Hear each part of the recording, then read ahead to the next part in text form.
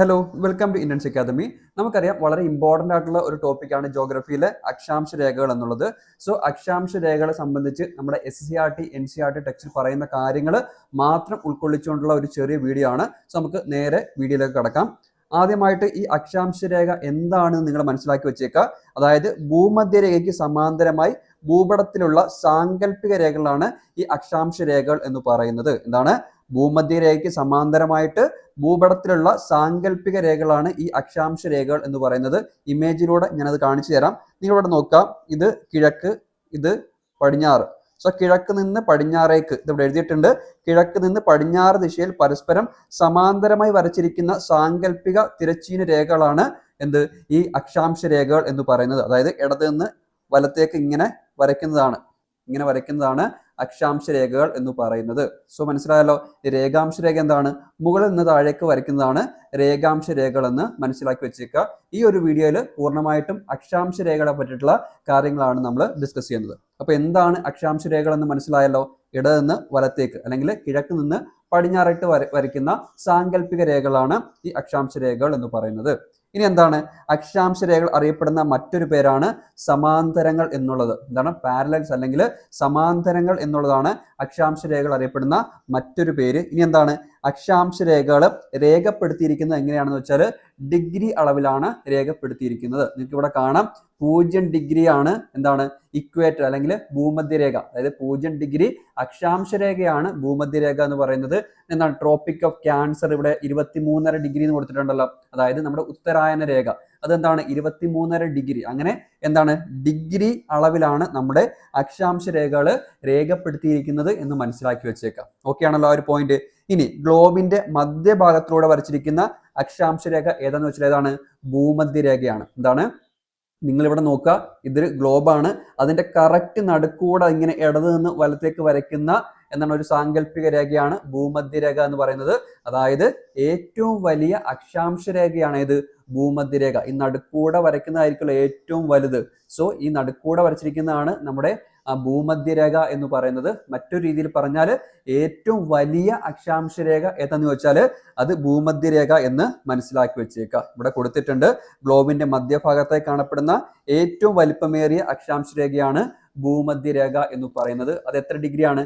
Correct നടുക്കൂടെ പോകുന്നത് കൊണ്ട് എന്താണ് അത് 0 ഡിഗ്രി ആണ് എന്ന് മനസ്സിലാക്കി വെച്ചേക്കുക. 0 ഡിഗ്രി അക്ഷാംശ രേഖയാണ് ഭൂമധ്യരേഖ എന്ന് മനസ്സിലാക്കി വെച്ചേക്കുക. മുകളോട്ട് പോകുന്നതോറും എന്താണ് ഓരോ ഡിഗ്രി കൂടിക്കൂടി വരും. 23.5 ഡിഗ്രി, 66 ഡിഗ്രി, 90 ഡിഗ്രി എന്നിങ്ങനെ മുകളോട്ടും താഴോട്ടും ഇങ്ങനെ ഡിഗ്രി നമുക്ക് മനസ്സിലാക്കാൻ പറ്റും ഇമേജ് കാണുമ്പോൾ. സോ ഭൂമധ്യരേഖ എന്ന് പറയുന്നത് 0 ഡിഗ്രി എന്താണ് അക്ഷാംശ രേഖയാണെന്നുള്ള ആ ഒരു പോയിന്റ് കൃത്യമായിട്ട് നിങ്ങൾ മനസ്സിലാക്കി വെച്ചേക്കുക. ഇവിടെ കൊടുത്തിട്ടുണ്ട് ഉത്തരാർദ്ധഗോളത്തെയും ദക്ഷിണാർദ്ധഗോളത്തെയും ഇടയിൽ വരച്ചിരിക്കുന്ന രേഖയാണ് ഭൂമധ്യരേഖ. കറക്റ്റ് നടുക്കായിട്ട് ഈ നടുക്കൂടെ പോകുന്നതാണ് ഭൂമധ്യരേഖ. അത് എങ്ങനെ തിരിക്കുന്നു നമ്മുടെ ഗ്ലോബിനെ അല്ലെങ്കിൽ നമ്മുടെ ഭൂമിയെ? ഇവിടെ മുകളിൽ ഉത്തരാർദ്ധഗോളമെന്നും താഴെ ദക്ഷിണാർദ്ധഗോളമെന്നും രണ്ടായിട്ട് തിരിക്കുന്ന രേഖ ഏതെന്ന് വെച്ചാൽ അത് ഭൂമധ്യരേഖയാണ് എന്ന് മനസ്സിലാക്കി വെച്ചേക്കുക. ഭൂഗോളത്തെ 2 തുല്യ ഭാഗങ്ങളായിട്ട് വിഭജിക്കുന്ന ഏറ്റവും വലിയ വൃത്തമാണ് ഏത്? നമ്മുടെ ഭൂമധ്യരേഖ എന്ന് പറയുന്നത് എന്ന് നിങ്ങൾ മനസ്സിലാക്കി വെച്ചേക്കുക. അതായത് 0 ഡിഗ്രി അക്ഷാംശ രേഖയാണ് ഭൂമധ്യരേഖ. ഭൂമധ്യരേഖയുടെ കോണീയ അളവ് എത്രയാണെന്ന് ചോദിച്ചാൽ എത്രയാണ്? 0 ഡിഗ്രി ആണെന്ന് നിസ്സംശയം എഴുതാൻ പറ്റണം. ഓക്കെ ആണല്ലോ. ഇതെല്ലാം SCERT NCERT നിന്നുള്ള പോയിന്റ്സ് മാത്രമാണ്. ഓക്കെ. ഇനി പ്രധാനപ്പെട്ട അക്ഷാംശ രേഖകൾ ഏതൊക്കെയാണെന്ന് നോക്കിക്കഴിഞ്ഞാലോ, ഭൂമധ്യരേഖ എന്ന് പറയുന്നത് ഒരു അക്ഷാംശ രേഖയാണ്. നമ്മൾ പറഞ്ഞു ഏറ്റവും വലിയ അക്ഷാംശ രേഖയാണ് ഭൂമധ്യരേഖ. ഇനി ഉത്തരായന രേഖ ഒരു പ്രധാനപ്പെട്ട അക്ഷാംശ രേഖയാണ്. കാരണം എന്താണ്? നമ്മുടെ ഇന്ത്യയിൽ കൂടെ കടന്നു പോകുന്ന പ്രധാനപ്പെട്ട എന്താണ് അക്ഷാംശ രേഖ ഏതാണെന്ന് ചോദിച്ചു കഴിഞ്ഞാൽ എന്താണ് PSCക്ക് ചോദിക്കാറുണ്ട്. അത് ഉത്തരായന രേഖയാണ്. ഇനി ദക്ഷിണായന രേഖ എന്ന് പറയുന്നത് ഒരു പ്രധാനപ്പെട്ട അക്ഷാംശ രേഖയാണ്. ആർട്ടിക് വൃത്തം എന്ന് പറയുന്നത് പ്രധാനപ്പെട്ട അക്ഷാംശ രേഖയാണ്. അതേപോലെ തന്നെ അന്റാർട്ടിക് വൃത്തവും ഉത്തര ദക്ഷിണ ധ്രുവങ്ങളൊക്കെ അക്ഷാംശ രേഖകൾക്ക് ഉദാഹരണമാണ് എന്ന് മനസ്സിലാക്കി വെച്ചേക്കുക. ഓക്കെ ആണല്ലോ. ഇനി പ്രധാനപ്പെട്ട അക്ഷാംശ രേഖകൾ ഡിഗ്രി അളവിൽ നമ്മൾ പഠിച്ചു വെച്ചേക്കണം. ഇതാണ് ഏറ്റവും ഇമ്പോർട്ടന്റ്. അതായത് ഭൂമധ്യരേഖയ്ക്ക് 90 ഡിഗ്രി വടക്ക് കാണുന്ന അക്ഷാംശം അതാണ് ഉത്തര ധ്രുവം. ഈ ഒരു ഇമേജ് നോക്കിയേ, ഇതാണ് 90 ഡിഗ്രി. 90 ഡിഗ്രി എന്ന് പറയുമ്പോൾ അറിയാമല്ലോ കറക്റ്റ് മോളിൽ നിൽക്കുന്നത്. ആ 90 ഡിഗ്രി വടക്ക് കാണുന്ന അക്ഷാംശ രേഖ എന്ന് വെച്ചാൽ അത് ഉത്തര ധ്രുവമാണ് മനസ്സിലാക്കുക. അതേപോലെ തന്നെ ഇവിടെ നോക്കിയേ, ഗ്ലോബിന്റെ താഴെ 90 ഡിഗ്രി തെക്ക് കാണുന്ന അക്ഷാംശം ചോദിച്ചാൽ അത് ദക്ഷിണ ധ്രുവമാണെന്ന് നിസ്സംശയം എഴുതാൻ പറ്റണം. അതേപോലെ തന്നെ ഇമ്പോർട്ടൻ്റ് ആണ് 66 ഡിഗ്രി വടക്ക് അക്ഷാംശം. എന്താ ഇത് കാണുന്നത്? 66 ഡിഗ്രി വടക്ക് അക്ഷാംശം എന്താണ്? ആർട്ടിക് വൃത്തമാണെന്ന് മനസ്സിലാക്കുക. അതേപോലെ തന്നെ 66 ഡിഗ്രി തെക്ക് അക്ഷാംശം അന്റാർട്ടിക് വൃത്തമാണെന്ന് മനസ്സിലാക്കാം. താഴെ എപ്പോഴും അന്റാർട്ടിക് ആയിരിക്കും, മുകളിൽ എപ്പോഴും ആർട്ടിക് ആയിരിക്കും എന്നത് നിങ്ങൾ മറന്നു പോകരുത്. ഇനി എന്താണ്? 23.5 ഡിഗ്രി വടക്ക് അക്ഷാംശമാണ് ഉത്തരായന രേഖ നമ്മുടെ ഇന്ത്യയിൽ കൂടെ കടന്നു പോകുന്നത്. ഇനി എന്താണ്? 23.5 ഡിഗ്രി തെക്ക് അക്ഷാംശം ചോദിച്ചാൽ അത് ദക്ഷിണായന രേഖയാണെന്ന് മനസ്സിലാക്കി വെച്ചേക്കുക. അത് ഇവിടെ ആയിട്ട് വരും. ഓക്കെ ആണല്ലോ? ഇത്രയും കാര്യങ്ങൾ കൃത്യമായിട്ട് നിങ്ങൾ മനസ്സിലാക്കി വെച്ചേക്കുക. ഇനി എന്താണ്? ധ്രുവങ്ങളും അർദ്ധഗോളങ്ങളും തമ്മിൽ അതേപറ്റി പറഞ്ഞു കഴിഞ്ഞാൽ 90 ഡിഗ്രി വടക്ക് അക്ഷാംശം അറിയപ്പെടുന്നത് നമ്മൾ പറഞ്ഞു ഉത്തര ധ്രുവമാണെന്ന് പറഞ്ഞു. ഇനി എന്താണ്? ഉത്തരാർദ്ധഗോളത്തിലെ അക്ഷാംശ രേഖകൾ അറിയപ്പെടുന്നത് എങ്ങനെയാണ്? വടക്ക് അക്ഷാംശ രേഖകൾ. ഇത് തെക്കാണ്, സൗത്ത് ആണ്, ഇത് നോർത്ത് വടക്കാണ്. ഓക്കെ, അപ്പം ഇത് ഉത്തരാർദ്ധഗോളമാണ്. മുകളിലുള്ളത് ഉത്തരാർദ്ധഗോളവും താഴെയുള്ളത് ദക്ഷിണാർദ്ധഗോളവുമാണ്. സോ ഉത്തരാർദ്ധഗോളത്തിലെ അക്ഷാംശ രേഖകൾ അറിയപ്പെടുന്നത് വടക്ക് അക്ഷാംശ രേഖകളെന്നും ദക്ഷിണാർദ്ധഗോളത്തിലെ അക്ഷാംശ രേഖകൾ അറിയപ്പെടുന്നത് തെക്ക് അക്ഷാംശ രേഖകളാണെന്നും നിങ്ങൾ മനസ്സിലാക്കി വെച്ചേക്കുക. എല്ലാ അക്ഷാംശ രേഖകളും ഭൂമധ്യരേഖയ്ക്ക് സമാന്തരമാണെന്ന് മനസ്സിലാക്കുക. അതായത് നടുക്കൂടെ പോകുന്നതാണ് ഭൂമധ്യരേഖ എന്ന് പറയുന്നു. അതിന് സമാന്തരമാണ് ഏത്? ഉത്തരായന രേഖയും താഴെ കാണുന്ന ദക്ഷിണായന രേഖയൊക്കെ എന്താണ്?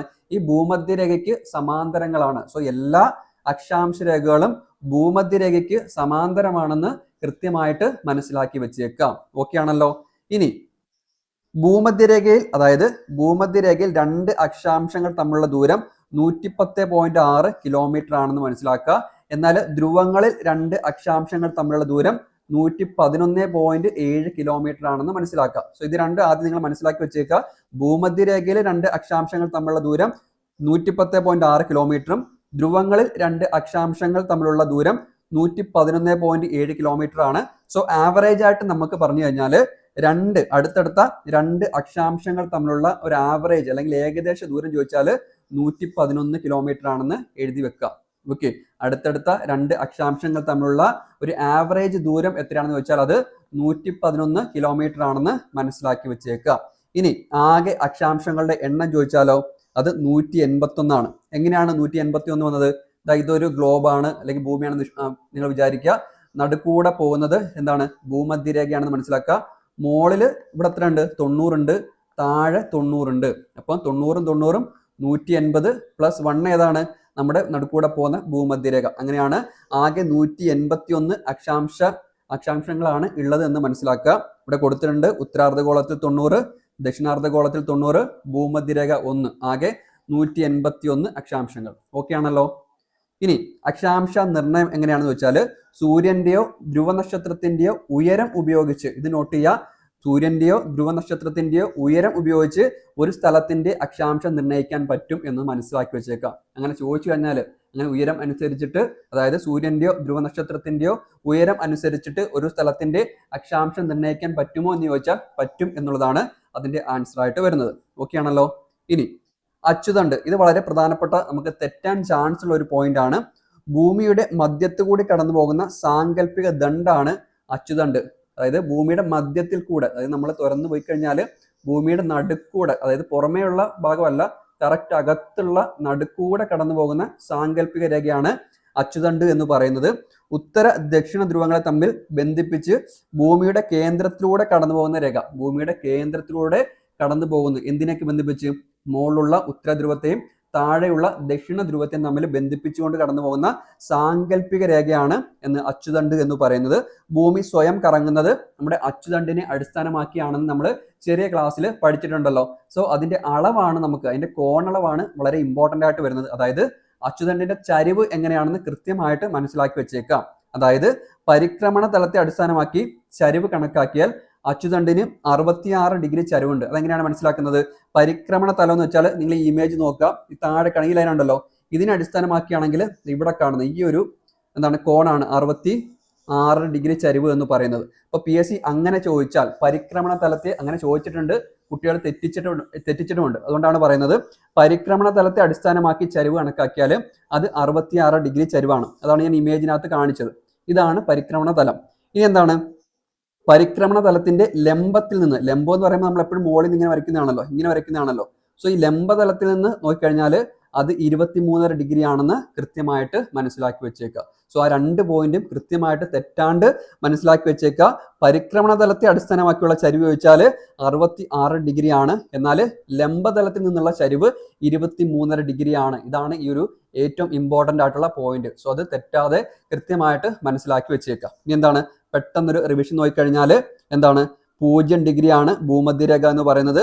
23.5 ഡിഗ്രി സൗത്ത് തെക്ക് ദക്ഷിണായന രേഖയാണ്. 23.5 ഡിഗ്രി വടക്ക് ഉത്തരായന രേഖയാണ് നമ്മുടെ ഇന്ത്യയിൽ കൂടെ കടന്നു പോകുന്നത്. 66 ഡിഗ്രി വടക്ക് ആർട്ടിക് വൃത്തം, മുകളിലുള്ളത് ആർട്ടിക്കും താഴെയുള്ളത് അന്റാർട്ടിക്കുമാണെന്ന് നമ്മൾ പറഞ്ഞു. 66 ഡിഗ്രി തെക്ക് സൗത്ത് എന്ന് പറഞ്ഞാൽ അന്റാർട്ടിക് വൃത്തമാണ്. 90 ഡിഗ്രി നോർത്ത് ഉത്തര ധ്രുവവും 90 ഡിഗ്രി സൗത്ത് ദക്ഷിണ ധ്രുവവും ആണെന്ന് നിങ്ങൾ മനസ്സിലാക്കി വെച്ചേക്കുക. ആകെ അക്ഷാംശങ്ങൾ 181 ആണ് ഭൂമധ്യരേഖ ഉൾപ്പെടെ.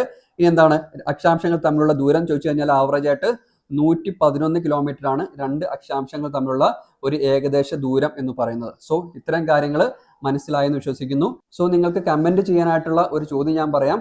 ഉത്തരായന രേഖ കടന്നു പോകുന്ന ഇന്ത്യയിലെ സംസ്ഥാനങ്ങളുടെ എണ്ണം എത്രയാണെന്നുള്ള കാര്യം നിങ്ങൾ താഴെ കമന്റിലൂടെ അറിയിക്കുക. സോ അടുത്ത വീഡിയോയിൽ കാണാം. സോ വീഡിയോയെ കുറിച്ചുള്ള അഭിപ്രായവും നിങ്ങൾ താഴെ കമന്റിലൂടെ അറിയിക്കുക. അടുത്ത വീഡിയോയിൽ കാണാം. താങ്ക്